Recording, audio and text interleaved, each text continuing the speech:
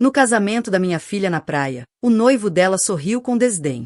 Pague $50.000 por este luxo ou desapareça para sempre, eu pisquei. A minha filha acrescentou. Ou desfrute da solidão num lar de idosos, eu bebi champanhe, sorri e sussurrei. Esqueceste-te de uma coisa, os rostos deles empalideceram. Momentos depois, o caos instalou-se e eu nem levantei um dedo. Esqueceste-te de uma coisa. Estas palavras escaparam dos meus lábios como punhais envoltos em veludo, mal audíveis por cima do som rítmico das ondas a arrebentar contra a costa imaculada de Cape Cod. O champanhe na minha mão captava a luz dourada do pôr do sol enquanto levava aos lábios, mantendo contato visual com a minha filha e o seu novo marido. Eu não tinha planeado dizer aquilo, pelo menos ainda não, mas ver o rosto perfeitamente maquilhado da Rebecca transformar-se de desdém frio em incerteza momentânea deu-me um lampejo de satisfação que eu não esperava. Apenas 3 horas antes, eu tinha chegado sozinha ao Ocean View Resort. O meu táxi parou na entrada principal, onde os manobristas de uniforme branco impecável ajudavam os convidados a sair dos carros de luxo. O motorista, percebendo a minha hesitação, ofereceu-me um sorriso encorajador. Lindo lugar para um casamento, comentou, ajudando-me com a minha única mala de fim de semana. Sim, consegui dizer, alisando meu vestido da loja de departamento, o mais bonito que eu tinha, um modelo azul claro em que eu tinha gasto tudo após 6 meses a juntar as gorjetas. A minha filha vai casar-se. O orgulho que eu tentei pôr nessas palavras dissipou-se quando pisei o terreno bem cuidado. Cadeiras brancas impecáveis adornadas com arranjos florais luxuosos estavam voltadas para o mar. Copos de cristal captavam a luz do sol, criando prismas nas mesas decoradas profissionalmente. Mulheres com vestidos de marca misturavam-se com naturalidade, as suas gargalhadas tilintavam como champanhe a ser servido em flutes que valiam mais do que o meu orçamento semanal de supermercado. Uma mulher alta, com pele anormalmente lisa, olhou para mim, os seus olhos fizeram uma avaliação rápida. Observei o seu olhar viajar do meu rosto até os meus sapatos sensatos, demorando-se momentaneamente na minha mala. Não era de marca, mas era o melhor que eu podia pagar. O seu leve esgar disse-me tudo o que eu precisava saber antes de se virar e me ignorar sem dizer uma palavra. Apertei o convite com mais força, procurando a minha filha entre a multidão. A Rebecca tinha insistido que eu chegasse mais cedo para ajudar com os preparativos de última hora, mas ninguém parecia estar à minha espera. Depois de 15 minutos a vaguear desconfortavelmente, avistei-a de robe branco de seda, rodeada pelas damas de honor, numa área reservada do jardim. Mãe, estás atrasada, disse ela em vez de olá, mal levantando os olhos do telemóvel. A sua voz tinha aquele tom cortante que tinha surgido algures no seu 3º ano da faculdade. Toda a gente andava a perguntar por ti, uma mentira, claro, ninguém andava à minha procura. A cerimônia começa dentro de 2 horas, continuou ela, finalmente encontrando os meus olhos. O teu vestido está bem. Apenas tenta não nos envergonhar hoje, está bem? As palavras magoaram mais do que deviam, afinal, não era território novo. Assenti com um sorriso forçado enquanto ela instruía uma coordenadora de casamentos para mostrar à minha mãe o lugar para a cerimônia. Para a recepção? Perguntei, confusa. Para a recepção, esclareceu a Rebecca com um suspiro que sugeria que eu estava a ser particularmente lenta. Estás na mesa 19, fica no canto de trás, longe de onde vamos tirar as fotos de família. A coordenadora, uma jovem de olhos bondosos, lançou-me um olhar solidário enquanto me conduzia. Deseja algo para beber enquanto espera, Sra. Foster? Grace, corrigi automaticamente. E sim, talvez um pouco de água. 2 horas depois, vi a minha linda filha caminhar pelo corredor até o David Aringon, herdeiro de um império imobiliário de Boston. A Rebecca estava radiante num vestido de marca que custou mais do que 3 meses da minha renda. Ofereci-me para ajudar a pagar o vestido, mas ela riu-se dizendo: Mãe, tu não consegues pagar nem o véu, quanto mais o vestido. Durante a cerimônia, sentei-me sozinha na penúltima fila, rodeada por conhecidos distantes e colegas de trabalho que conversavam entre si, sem se incomodarem em apresentar-se à mãe da noiva. Eu não chorei quando trocaram os votos. Algo tinha endurecido dentro de mim meses antes, calcificando com cada pequena rejeição. A hora do coquetel estava no auge quando David se aproximou de mim com 2 taças de champanhe na mão. Ao início, senti um lampejo de esperança, talvez um gesto de conexão familiar. Grace, disse ele com aquele sorriso ensaiado que nunca chegava aos olhos. Está a divertir-se? É um casamento lindo, respondi com cuidado, aceitando o champanhe. Tu e a Rebecca devem estar muito felizes. Estamos, concordou ele, olhando em volta para garantir que ninguém estava por perto. Embora ainda tenhamos de discutir a sua contribuição, congelei com a taça a meio caminho dos lábios. Contribuição? Sim, continuou David suavemente, a sua voz mantendo aquele tom encantador que usava com todos. A Rebecca mencionou que ajudaria com os custos finais do casamento. 50 mil devem chegar, o champanhe de repente soube amargo. 50 mil dólares, David. Eu não tenho esse dinheiro, seu sorriso nunca desapareceu, mas algo frio entrou nos seus olhos. Grace, sejamos honestos. Já acomodamos a sua situação o melhor que conseguimos, mas as aparências contam no nosso círculo. A Rebecca já tem vergonha suficiente do seu passado. O mínimo que podia fazer era compensar o incômodo. Incômodo, repeti, atônita com a audácia dele. Aqui estão vocês os dois, a Rebecca apareceu ao lado do David. O seu vestido de noiva captava o brilho do pôr do sol.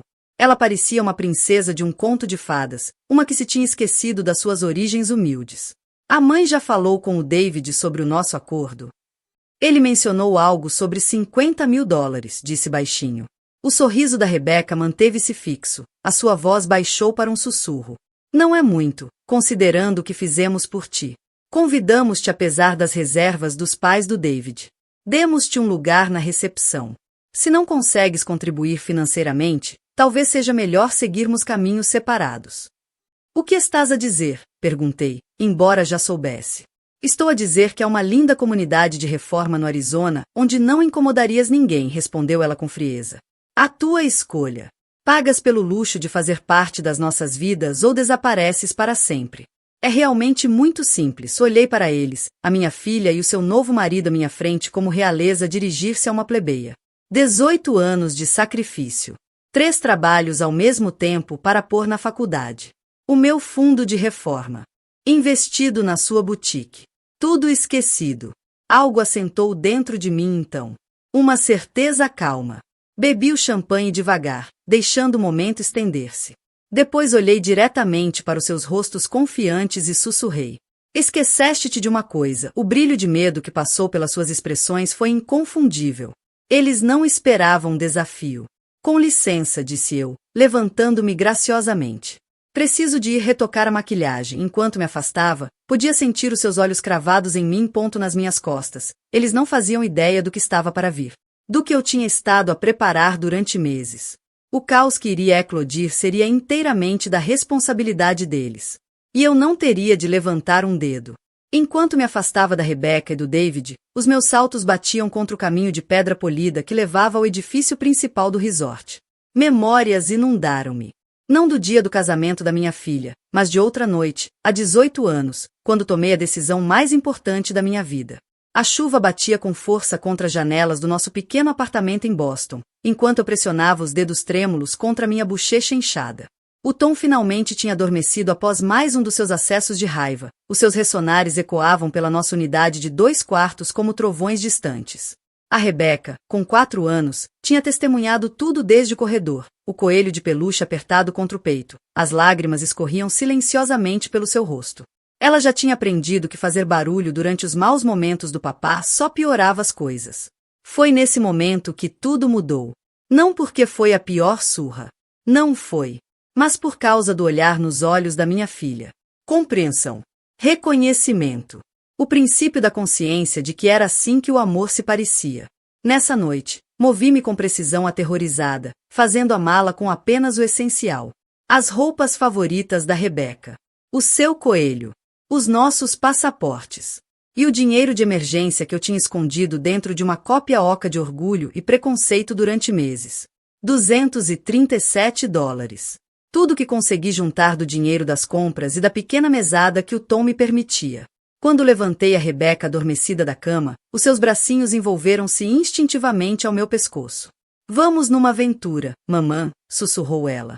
Sim, querida, respondi, a minha voz firme apesar do medo que me percorria o corpo. A maior aventura. Desaparecemos na noite chuvosa, apanhando o último autocarro para Dorchester, onde a minha antiga amiga do liceu, a Meg, tinha prometido que podíamos ficar até eu encontrar uma solução. 2 semanas depois, encontrei o apartamento, se é que se podia chamar assim, um único quarto com uma kitnet e uma casa de banho tão pequena que dava para escovar os dentes sentado na sanita. O edifício cheirava constantemente a couve e fumo de cigarro, mas o senhorio não fez perguntas quando paguei 3 meses de renda adiantado com os meus primeiros ordenados. O sofá-cama da sala tornou-se a minha cama durante os 7 anos seguintes. Todas as noites, abria-o depois de deitar a Rebeca no quarto. As minhas costas protestavam após turnos de 10 horas no Sunnis Diner, onde servia pequenos almoços e almoços. Após um duche rápido e uma refeição, vestia-me com a minha roupa profissional, uma saia azul marinho e uma blusa branca que encontrei na Goodwill, e seguia para o consultório do Dr. Miller, onde atendia chamadas até às 9. Mas entre essas horas exaustivas havia momentos dourados que faziam cada sacrifício valer a pena. Ainda me lembro da cara da Rebeca na primeira vez que leu uma frase completa dos livros usados que eu trazia para casa. O gato está no tapete. Consegui, mamã. Li tudo sozinha, exclamou ela, os olhos arregalados de orgulho e admiração. És a menina mais inteligente do mundo, disse-lhe eu, significando cada palavra. Celebrávamos as pequenas vitórias da vida com queques do supermercado, $12,99 por uma caixa de 6, que dividíamos cuidadosamente durante vários dias. Quando a Rebeca perdeu o primeiro dente. Quando teve só notas A no boletim. Quando foi escolhida para o concurso de ortografia da escola primária. Cada marco era assinalado com o ritual de escolher a cor de cobertura daquela semana. Um dia prometi-lhe, enquanto estávamos sentadas à nossa mesa da cozinha, que cambaleava, terás todas as oportunidades que eu nunca tive. Irás para a universidade. Vais vestir roupas lindas. Nunca te vais preocupar por não teres o suficiente. E tu também vais estar lá, mamã? Perguntou ela, com cobertura azul no lábio superior. Sempre prometi. Cumpri essa promessa durante o ensino básico e secundário. Durante as fases difíceis e conquistas da Rebeca. Comecei a pôr dinheiro de lado para a universidade quando ela tinha 10 anos, abrindo uma conta poupança específica onde depositava o que conseguia, às vezes apenas $5 por semana, outras vezes mais, quando fazia turnos extra durante as férias. O dia em que chegou a carta de aceitação da Universidade de Boston, a Rebeca dançou pelo nosso pequeno apartamento, a carta com brasão prestigiado apertada nas mãos. Entrei, mamã. Entrei mesmo, nessa noite, depois de ela adormecer, chorei pela primeira vez em anos. Lágrimas de puro orgulho misturadas com pânico pelos custos da propina que a bolsa parcial não cobriria. De manhã, já tinha um plano. Além do restaurante e do consultório, comecei a fazer inventário aos fins de semana numa loja de departamento local e a limpar casas de famílias ricas em Psac Bay 2 vezes por semana. O meu horário tornou-se um turbilhão de uniformes, rotas de autocarro e cestas rápidas entre turnos. Aos fins de semana, quando a Rebeca vinha visitar-nos do dormitório, eu escondia o cansaço extremo com sorrisos brilhantes e cabelo recém-pintado para disfarçar os cabelos brancos que aumentavam. Mamã, estás ótima, dizia ela. E eu sentia um alívio enorme por ela não ver a verdade, que algumas noites eu estava tão cansada que adormecia ainda com os sapatos calçados. A mudança foi gradual, quase imperceptível no início. Durante o primeiro e segundo ano da universidade, a Rebeca trazia roupa suja para casa aos fins de semana e falávamos durante horas sobre as aulas, os novos amigos, os sonhos para o futuro. Apresentava-me com orgulho às colegas quando, ocasionalmente, vinham com ela, descrevendo os meus múltiplos empregos com admiração. A minha mãe trabalha mais do que qualquer pessoa que conheço, mas algo mudou durante o terceiro ano. Começou a vir a casa com menos frequência. Quando vinha, estava muitas vezes no telemóvel, a enviar mensagens a amigas ou a ver as redes sociais. A primeira vez que pareceu envergonhada de mim foi quando a sua nova amiga Lisa, uma rapariga de uma família rica do Connecticut, veio ao nosso apartamento. Isto é acolhedor, comentou a Lisa, os olhos a percorrerem os móveis desajustados e a mancha úmida no teto que o senhorio prometia arranjar há meses. Vamos mudar em breve, mentiu rapidamente a Rebeca. A mamã é que ainda não teve tempo de ver novos sítios. Mais tarde, nessa noite, depois da Lisa voltar ao campus, a Rebeca sugeriu que talvez fosse mais fácil se ficasse apenas na faculdade aos fins de semana. A biblioteca tem melhores recursos para as minhas aulas de gestão, explicou, sem me olhar nos olhos.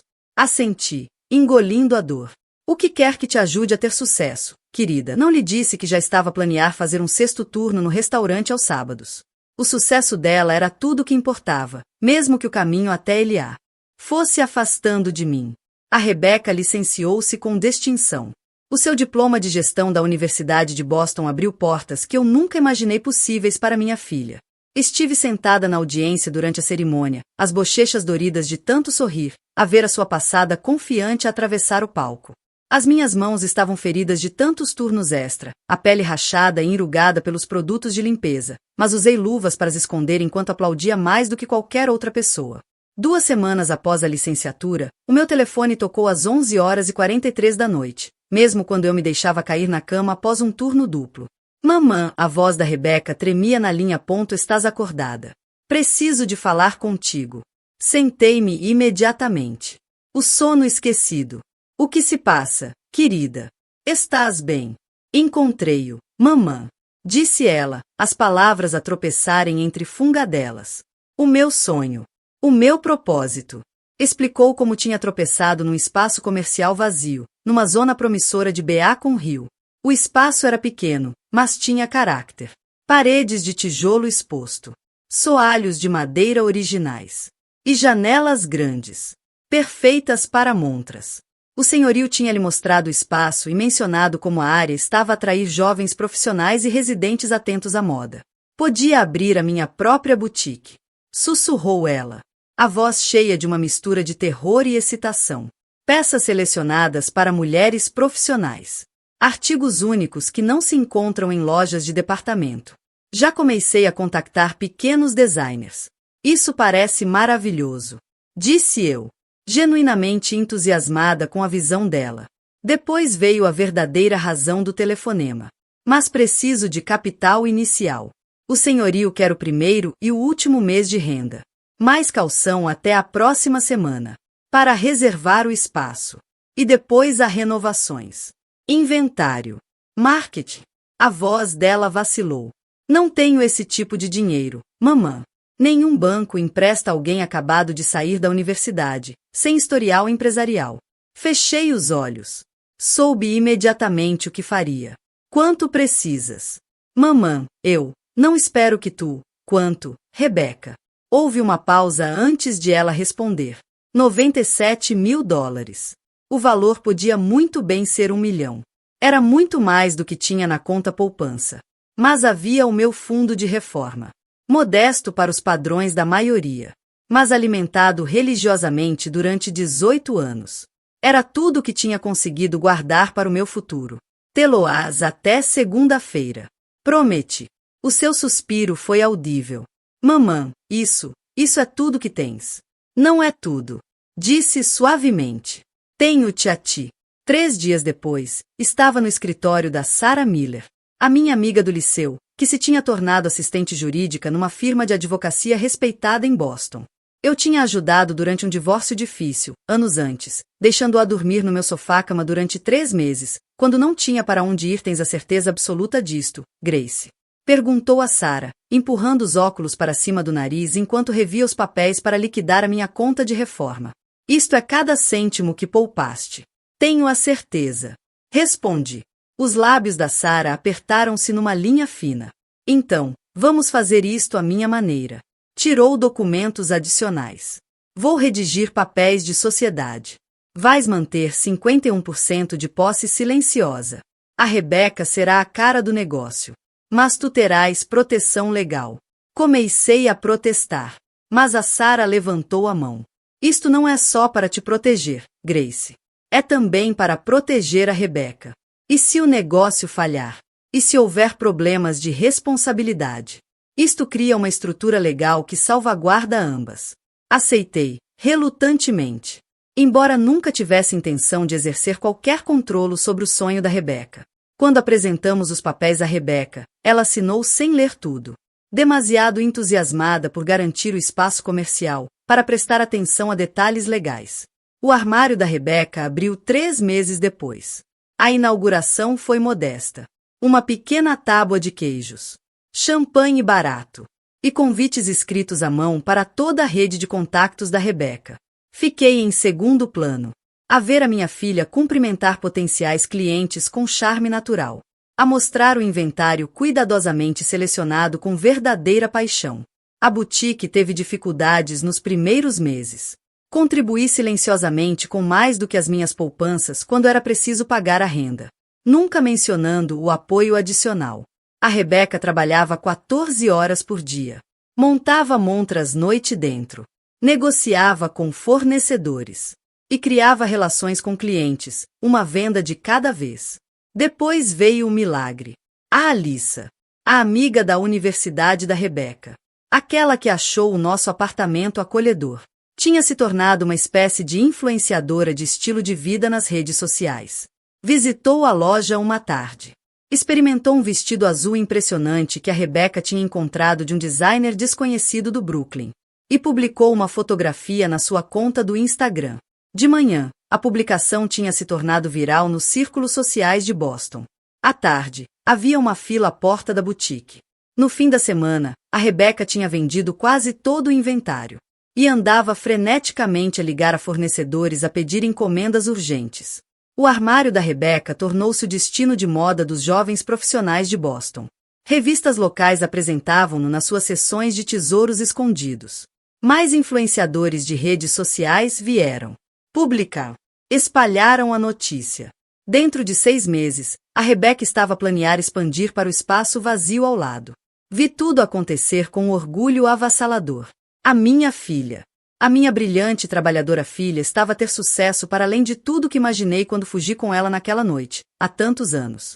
Afastei-me deliberadamente durante o horário de funcionamento. Só visitava depois de fechar, para ajudar a reabastecer ou com a contabilidade.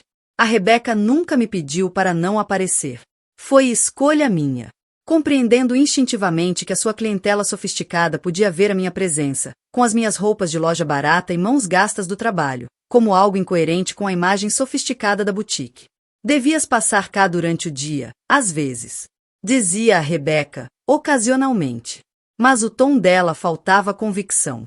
O teu mundo agora, não o meu. Respondia eu com leveza.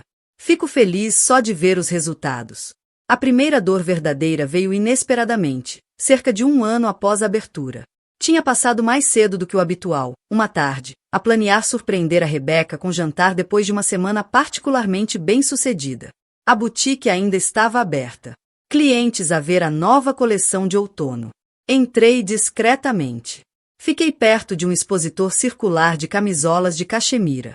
Uma mulher bem vestida conversava com a Rebeca junto à caixa, admirando a estética da loja. Criaste algo especial aqui, comentou a mulher. Como conseguiste construir uma boutique tão perfeita logo a seguir à universidade? Sorri, à espera de ouvir a Rebeca reconhecer a parceria, o apoio, os anos de sacrifício que tornaram possível o sonho dela.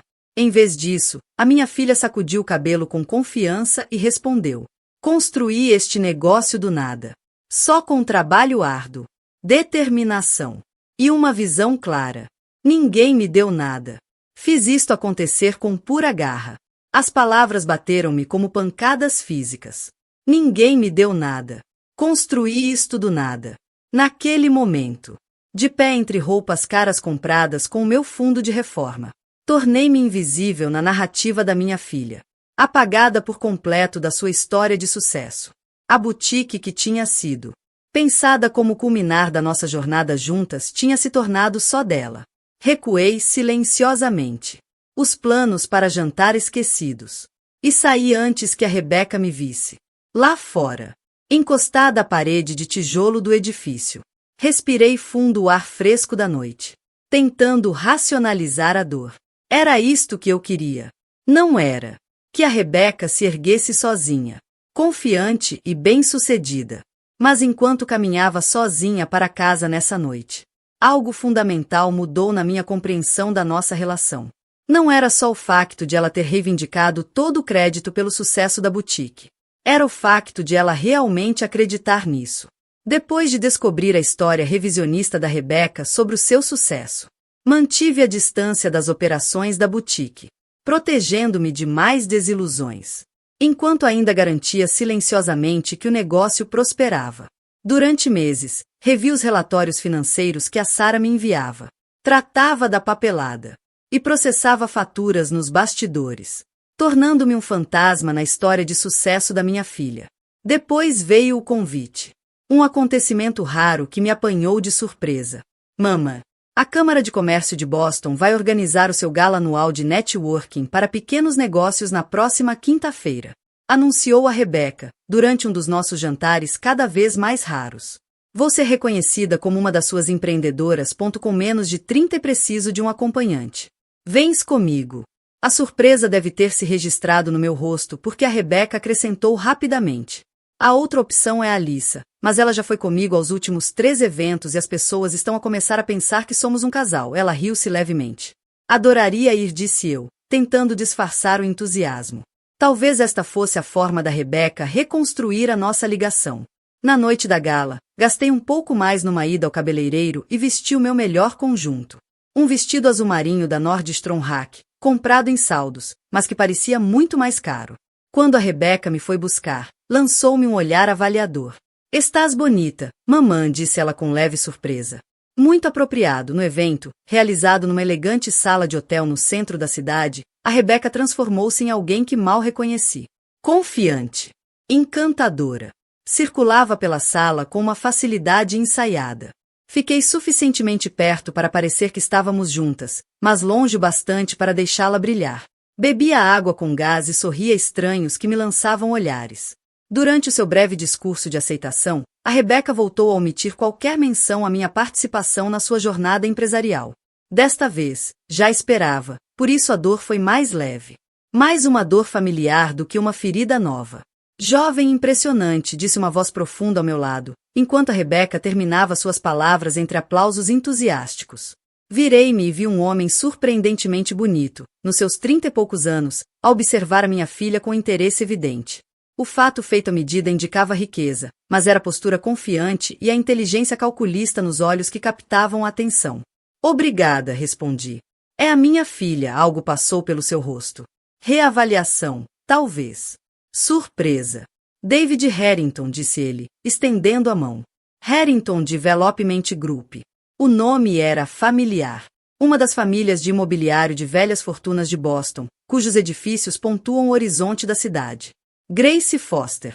Respondi, apertando-lhe a mão. Os olhos dele fizeram um inventário rápido e subtil, observando meu vestido, os meus sapatos, a falta de joias caras, antes de perguntar. E o que faz, senhora Foster? Trabalho na área dos serviços, respondi vagamente, tendo aprendido que as pessoas reagiam melhor à ambiguidade do que à verdade sobre os meus múltiplos empregos de classe trabalhadora. Mamã, a Rebecca apareceu de repente ao meu lado, ligeiramente ofegante de entusiasmo. Andei à tua procura por todo lado, a atenção dela passou imediatamente para o David, e testemunhei a química instantânea entre eles, como ver um fósforo acender contra fósforo. David Harrington, apresentou-se ele, a sua postura inteira mudando para algo mais animado e envolvente do que o interesse educado que me tinha mostrado. Rebecca Foster, respondeu a minha filha, estendendo a mão com um gesto gracioso. Rebecca's Closet. A mulher da noite, sorriu David, segurando-lhe a mão por um momento mais do que o necessário. Estava mesmo a dizer à sua mãe o quão impressionantes são as suas conquistas. A Rebecca sorriu radiante. E nesse momento, tornei-me invisível outra vez. Um adereço na história do encontro deles, em vez de uma participante ativa. Observei o David desviar suavemente a conversa para longe de mim, fazendo perguntas detalhadas a Rebecca sobre o seu modelo de negócios, planos de expansão, visão para o futuro. Em menos de 20 minutos. Já tinha garantido o número de telefone dela e arrancado uma promessa de visitar pessoalmente a boutique na semana seguinte. Em 3 dias estavam no primeiro encontro. Em 2 semanas eram inseparáveis. O romance relâmpago avançou com velocidade vertiginosa. As chamadas da Rebecca para mim, já raras, tornaram-se ainda mais escassas. Os nossos jantares ocasionais foram cancelados ou remarcados para acomodar os planos espontâneos do David. Quando nos encontrávamos, o David dominava a conversa, falando extensamente sobre os seus projetos imobiliários, ligações familiares e ambições futuras. O interesse dele em mim limitava-se a perguntas superficiais que invariavelmente voltavam a possíveis vantagens para ele. A sua amiga é assistente jurídica, mencionou. Em que firma? Tratam de transações de imóveis comerciais? Comecei a notar padrões preocupantes. O David apresentava constantemente a Rebecca no seu círculo social, mas mantinha-a afastada da sua família. Mimava-a com presentes caros. Malas de marca. Um relógio de platina. Criando dívidas de gratidão que ela nunca poderia retribuir totalmente. Lançava críticas casuais disfarçadas de sugestões úteis. Esse sistema de inventário que estás a usar está tão ultrapassado, querida. Deixa-me mostrar-te como funcionam os negócios a sério. Todas as tentativas que fiz para discutir estas preocupações com a Rebecca foram desviadas. Ele só está a tentar ajudar-me a ter sucesso, mamã, dizia ela defensivamente. O David vem de um mundo completamente diferente. Está a ensinar-me como as coisas funcionam a esse nível. E a família dele? Perguntei uma vez. Já os conheceste? Um vislumbre de desconforto passou-lhe pelo rosto. Viajam muito. Tenho a certeza que os vou conhecer quando for a altura certa. 4 meses depois de começarem a namorar, soube do noivado através de uma atualização de estado no Facebook. Sem telefonema. Sem aviso prévio. Apenas uma foto perfeitamente encenada da mão da Rebeca com um anel de diamantes que devia ter custado mais do que o meu rendimento anual. Com a legenda. Disse sim ao para sempre com a minha alma gêmea. #FuturasRahinton. Fiquei a olhar para a imagem durante um minuto inteiro antes de lhe ligar, com as mãos a tremer. Ias dizer-me? Perguntei quando ela atendeu. Oh mamã, sim. Ia ligar-te esta noite, disse a Rebeca, a voz cheia de excitação. O David surpreendeu-me com um pedido ontem, e temos andado a celebrar com os amigos dele. Não é maravilhoso? É tudo muito repentino, consegui dizer. Quando se sabe, sabe-se, respondeu ela com indiferença. Estamos a pensar num casamento na primavera. Algo elegante mas íntimo. No dia seguinte, recebi uma mensagem que não era para mim. A tua mãe não pode ficar sentada com a minha família no jantar. Os meus pais iam ficar mortificados. Põe-na na mesa de trás com o pessoal dos fornecedores. O meu coração gelou. A mensagem era do David, claramente dirigida a Rebeca. Esperei pela resposta dela. Pela defesa dela de mim. Não veio nenhuma. Em vez disso, 7 minutos depois, o meu telemóvel tocou com uma mensagem claramente destinada a distrair-me. Mamã, consegues acreditar que a organizadora do casamento quer cobrar extra por talheres Rose Gold? Este planeamento é tão estressante, respondi com apoio indiferente, a traição sentada como gelo no meu estômago. 2 semanas depois, após várias chamadas não atendidas, fui visitar o apartamento da Rebeca sem avisar, preocupada com o comportamento cada vez mais distante dela. Ela não estava em casa, mas o portátil estava aberto no balcão da cozinha. Nunca tinha invadido a privacidade da minha filha, mas algo, instinto, talvez, ou medo crescente, levou-me a agir. O ecrã mostrava uma folha de cálculo detalhada do planeamento do casamento, com múltiplos separadores. O meu dedo hesitou sobre o trackpad antes de clicar num com o título inofensivo F Gestão da Mamã. O separador expandiu-se e revelou um documento de estratégia detalhado para lidar comigo durante o processo do casamento. Tópicos em lista detalhavam como limitar a visibilidade da Grace nos momentos-chave. Agendar-lhe 4 reuniões não essenciais com fornecedores para fazer sentir incluída. E técnicas para extrair o máximo contributo financeiro mantendo o controle dos limites. A nota final, numa célula destacada amarelo, continha o comentário do David. Lembrar do objetivo final, apoio financeiro total com interferência mínima. Depois do casamento, a distância torna-se mais fácil de manter. Afastei-me do computador, fisicamente enjoada com o que descobri. Isto não era apenas a Rebeca a excluir-me naquele momento. Era uma estratégia de longo prazo, calculada, para extrair o que pudessem de mim antes de me apagarem completamente das suas vidas. Nessa noite, liguei a Sarah pela primeira vez em meses. Preciso da tua ajuda, disse quando ela atendeu. E preciso que não faças perguntas, ainda. O que precisares, respondeu ela. Ela respondeu sem hesitação.